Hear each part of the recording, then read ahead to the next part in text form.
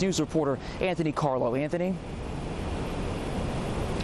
Well, thanks very much, Derek. And we're in Weehawken right now. Actually, the smell of smoke is very noticeable here in the air. And our vantage point here gives you a good indication of what's going on right across the river there. As you can see, that cloud of haze has swallowed up the New York City skyline for yet another day. And New Jersey is taking action today to protect its school students with a Newark public school district closing today, as well as the neighboring city of Elizabeth. So both Newark and Elizabeth school districts choosing to close today in an effort to keep kids safe. Take a look at this video, which shows you the impact in Newark yesterday as air quality, well, it was worse, and it got worse throughout the day. At one of its worst points, it was at 318. That's the worst zone. Some people in Newark choosing to mask up, a flashback, of course, to pandemic times.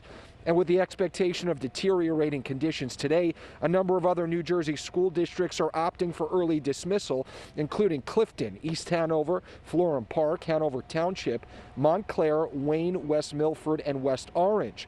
The smoke, of course, making for potentially dangerous conditions, especially for people with respiratory issues. Doctors say exposure can affect the lungs and heart. Newark Mayor Ras Baraka with some recommendations to avoid putting your health at risk today. What you should probably do is stay indoors. If you don't have any reason to go outside, don't. Keep your windows closed, use air purifiers. Look, if you have asthma,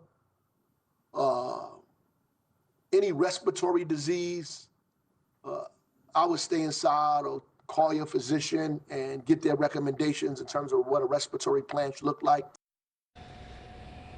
Now, this is what travelers saw when they looked out the windows of their plane taking off at Newark Airport yesterday. An orange-tinged sky, the backdrop of the wing there. The FAA slowed flight traffic in and out of Newark, LaGuardia, and JFK airports due to the poor visibility.